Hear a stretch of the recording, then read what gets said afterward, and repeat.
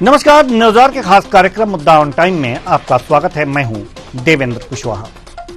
आज हम इस कार्यक्रम में बात करेंगे निकाय चुनाव की काउंटिंग को लेकर। छत्तीसगढ़ में निकाय चुनाव की मतगणना 15 फरवरी यानी कि कल होना है। कल तय हो जाएगा कि नगरीय क्षेत्र पर सरकार किसकी होगी।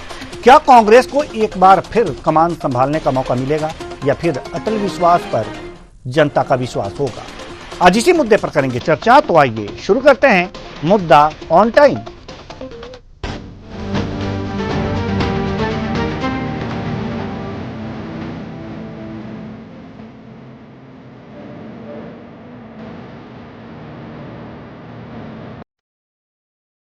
छत्तीसगढ़ में 173 नगरीय निकाय क्षेत्रों पर 11 फरवरी को मतदान संपन्न हो चुका है।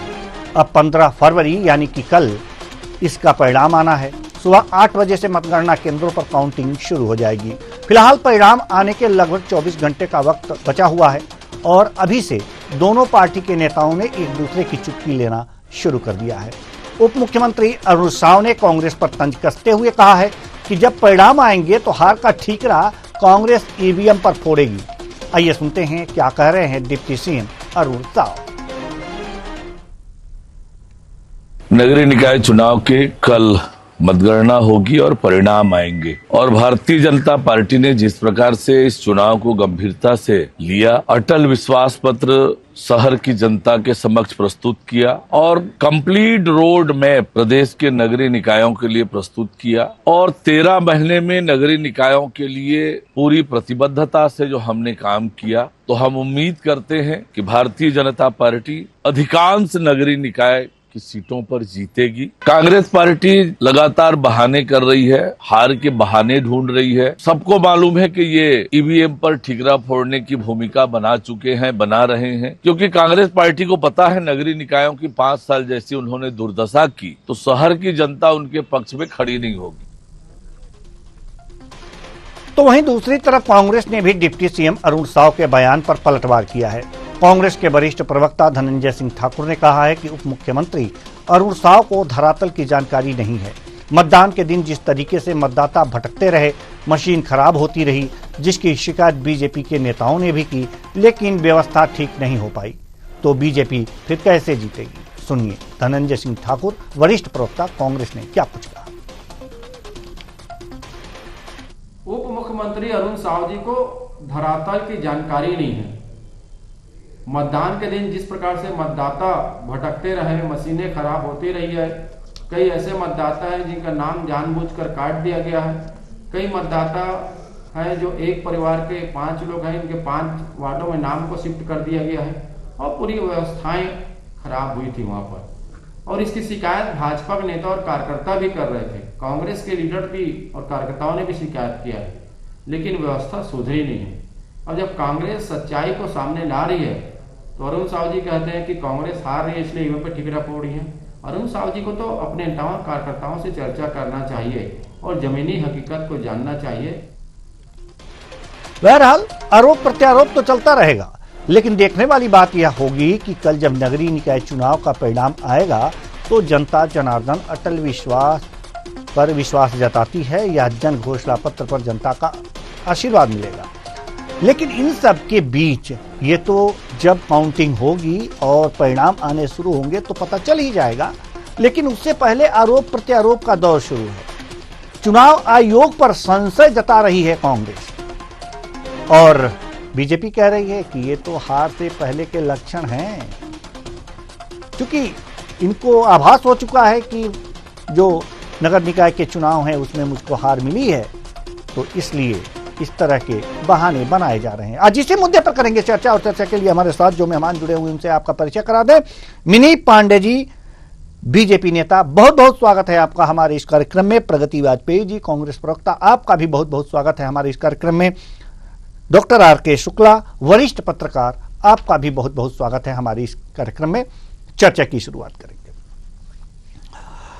शुरुआत करेंगे प्रगति वाजपेयी जी से। कांग्रेस प्रवक्ता, कांग्रेस लगातार ये आरोप लगा रही है बीजेपी पर कि चुनाव आयोग जो है ये सही से मतदान नहीं कराया है,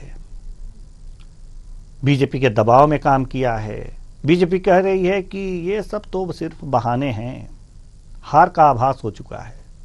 क्या कहेंगी प्रगति वाजपेयी जी?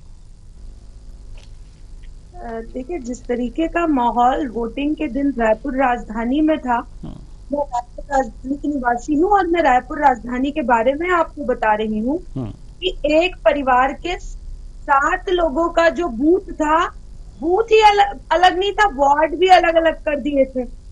जो वोटर है परिसीमन में, पता नहीं कैसा परिसीमन किया गया, किसके दबाव में परिसीमन किया गया कि परिवार के सदस्यों को भी एक वार्ड से दूसरे वार्ड से तीसरे वार्ड में शिफ्ट कर दिया गया।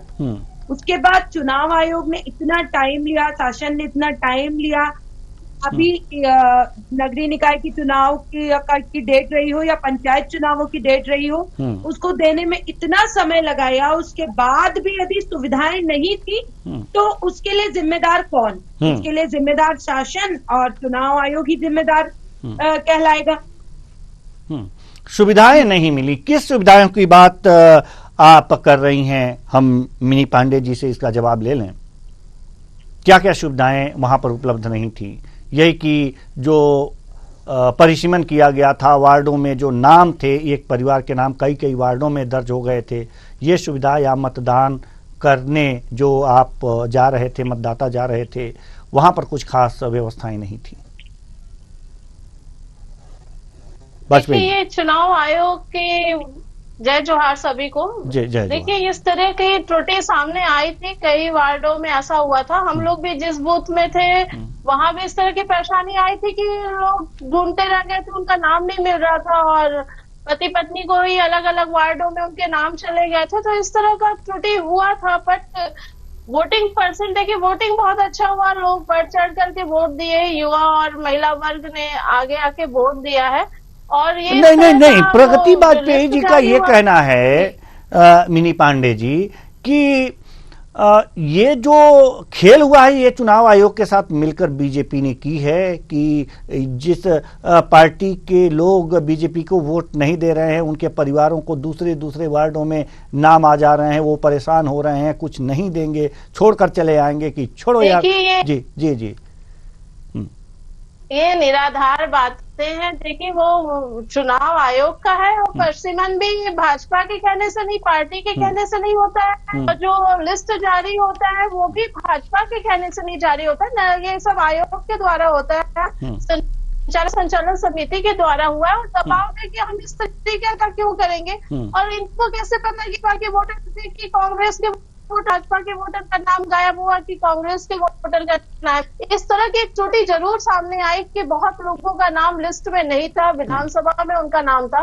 लोकसभा में भी उनका नाम था लिस्ट में, पर इस बार नगरीय निकाय चुनाव में जब वार्ड का परिसीमन हुआ तो बहुत लोगों के नाम कट गए, अलग अलग बूथों में चले गए नाम, जिससे लोगों को परेशानी हुई वोट डालने में। और इसमें हम दबाव देकर के भाजपा को इसमें क्या फायदा है? वोटिंग परसेंटेज कम होने से हमारा भी नुकसान है, उनका भी नुकसान है। तो इस तरह की ये निराधार बातें ना करें कि भाजपा के दबाव में आकर के निर्वाचन आयोग इस तरह की गलती करता है। आयोग के द्वारा ही लिस्ट जारी हुई जिसके चलते ये सारी चीजें हुई है। तो इनको समझना चाहिए इन सब चीजों को। जी, समझना चाहिए इन सब चीजों को। प्रगति वाजपेयी जी, खैर हम आपके पास आएंगे, लेकिन उससे पहले डॉक्टर आर के शुक्ला, वरिष्ठ पत्रकार, हम आपके पास आना चाहते हैं। डॉक्टर आर के शुक्ला जी, आपने दोनों मेहमानों को सुना कि उनके क्या क्या तर्क हैं। प्रगति वाजपेयी जी के तर्क ये हैं कि जो नाम इधर उधर वार्डों, दूसरे एक ही परिवार के नाम कई वार्डों में चले गए थे, इधर उधर हो गए थे, वो ये सब कराया गया है जानबूझ करके, और वो वोटर जो है शायद कांग्रेस के थे इसलिए उन्हें परेशान किया गया, इस तरह के खेल किए गए हैं। क्या लगता है कि इस तरह के खेल बीजेपी द्वारा किए गए हैं, चुनाव आयोग से मिलकर किए गए हैं? और ये भी है कि मिनी पांडे जी कह रही हैं कि ये कैसे पता कि वो लोग कांग्रेस के ही वोटर हैं, वो कांग्रेस को ही वोट करेंगे, वो तो बीजेपी को भी कर सकते थे। तो फिर इस खेल में क्या सत्यता है, क्या है, किस तरह से है, आप बेहतर बता पाएंगे। देखिए, क्योंकि चुनाव हो चुके हैं तो अब इस प्रकार के आरोप प्रत्यारोप का कोई असर मतदाता पर होने वाला नहीं है। मीडिया में बैठ के भाई कुछ तो है ना, अपने में कोई दोनों ही पार्टी के प्रवक्ता कर रहे हैं। सवाल मुख्य चीज ये है कि ऊंट किस करवट बैठता है ये कल पता चलेगा। हाँ, ये जरूर है कि एक तरफ 5 साल में जो कांग्रेस पार्टी ने डिग्री की, ऐसा वो लोग दावा करते हैं, दूसरी तरफ भारतीय जनता पार्टी ने 13 महीने में जो भी डिग्री की होगी अपने मतदाताओं को उन क्षेत्रों में क्या सुविधाएं दी और जनता मतदाता किस पार्टी के से काम से संतुष्ट है उसके आधार पर वोटिंग की गई होगी। ठीक है, अभी जो आरोप प्रत्यारोप लगाए जा रहे हैं, जैसे कि वो बोल रहे हैं कि जो है मशीनरी में समस्या थी, अगर किसी मतदाता को निश्चित समय तक वोट डालने का मौका नहीं मिला तब तो ये इस टाइप के एक्सक्यूज मायने रखते हैं। मशीनें कहीं भी खराब हो सकती है, किसी की भी हो सकती है, तो मुझे नहीं लगता कि आरोपों में कोई विशेष प्रकार का दम है। सवाल इतना सा है कि 5 साल कांग्रेस ने क्या किया और 13 महीने में भारतीय जनता पार्टी ने क्या किया, उसका परिणाम कल हम सबको देखने को मिलेगा। चुनाव के बाद इस प्रकार के आरोप प्रत्यारोप लगाने से कोई फर्क नहीं पड़ता। कोई फर्क नहीं पड़ता। प्रगति वाजपेयी जी, मिनी पांडे जी ने एक बहुत बढ़िया सवाल किया है और डॉक्टर साहब ने तो पहले ही कह दिया कि इस तरह के आरोप प्रत्यारोप आप लोग लगाते रहिए, उससे कोई फर्क नहीं पड़ता, चूंकि अब काउंटिंग का इंतजार कीजिए, जनता किसके पक्ष में मतदान की है ये देखने वाली बात है। और लेकिन उससे पहले पार्टियां हैं तो अपने अपने जो हैं ये करेंगी। लेकिन मिनी पांडे जी ने एक बात कही है, इन्होंने कहा है कि ये कैसे पता कि जिनका नाम अलग अलग वार्डों में है आ गया है, जो लोग परेशान हैं वो कांग्रेस को ही वोट देते, वो तो बीजेपी को भी दे सकते थे।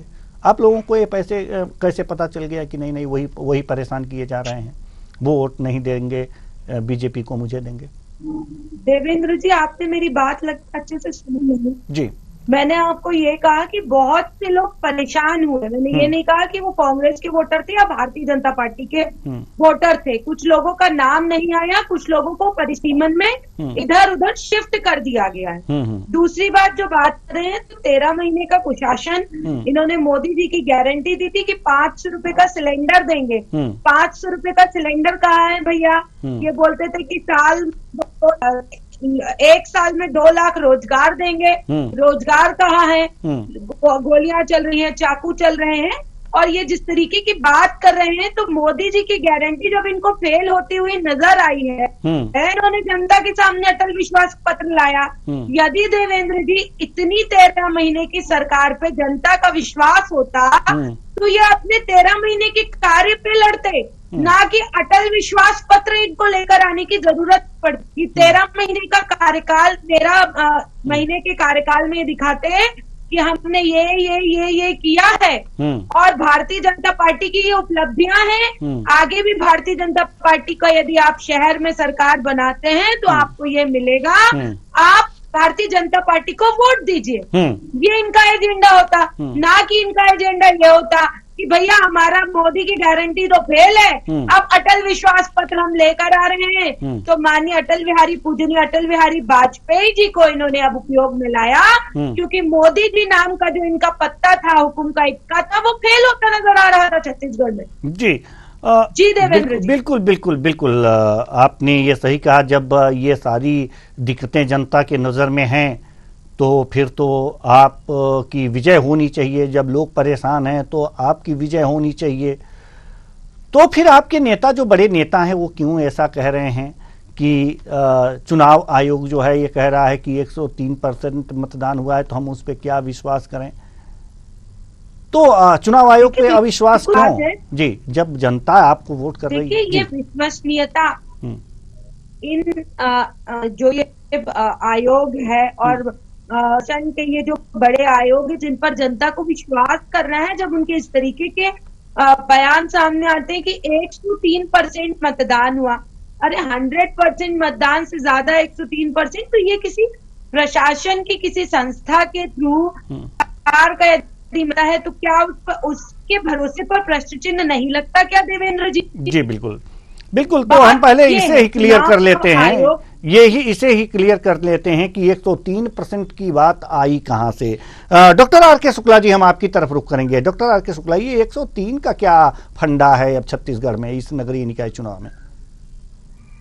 नहीं, देखिए, निश्चित रूप से एक मतलब राजनीति से परे हटके भी जो आम मतदाता है वो भी मानेगा कि साहब 103% वोटिंग संभव नहीं है। वो कैसे? क्योंकि जो कुछ भी हो 100 में से ही होना है। जी जी, 100 हो सकता है, बट अगर 103 का दावा किया गया है तो इस सरासर तथ्य से परे है। लेकिन किया किसने है? किया कोई किसने? ठोस धारणा किया किसने? नहीं, मैं बता, अभी जो हमारी प्रगति बात रही थी कि साहब 103 का दावा किया गया, अगर दावा किया गया है तो वो सरासर गलत है, गलत है। व्यवहारिक ना ही प्रैक्टिकली। तो प्रगति वाजपेयी जी ही बताएंगी कि ये 103 वाला फंडा कहाँ है। हम तो यही जानना चाहते हैं कि 103 का क्या है ये।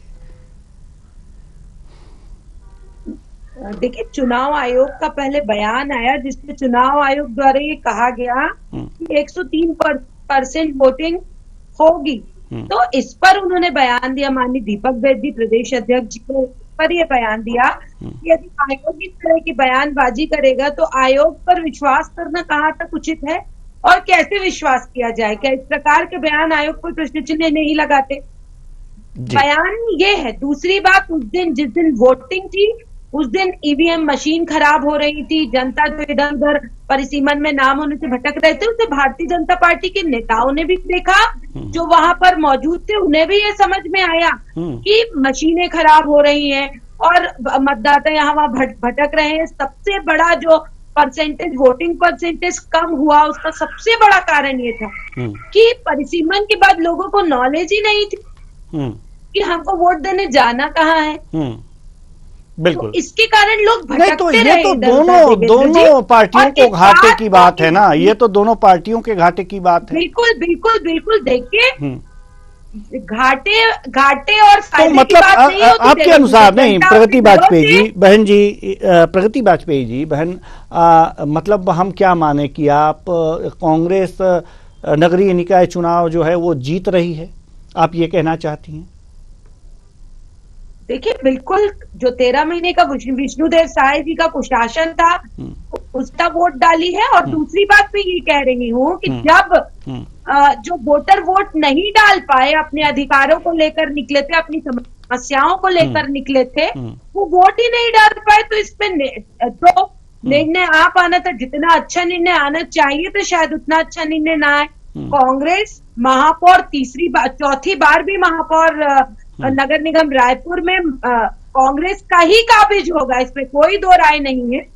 जैसे पिछले 3 कार्यकाल निकले वैसे चौथा कार्यकाल भी आएगा कि जब सेंट्रल गवर्नमेंट के द्वारा नगर निगम रायपुर को अवार्ड मिले थे तो चौथी बार भी कांग्रेस की सरकार ही रायपुर नगर निगम को चलाएगी। लेकिन की बात मैं कर रही हूँ देवेंद्र जी कि उस दिन मतदाता भटक रहा था, ईवीएम मशीन खराब हो रही थी और इस सब वाकये से भाजपा के नेता भी, उनको भी ज्ञात है ये सब चीजें, उनके सामने ये सब बातें हो रही थी।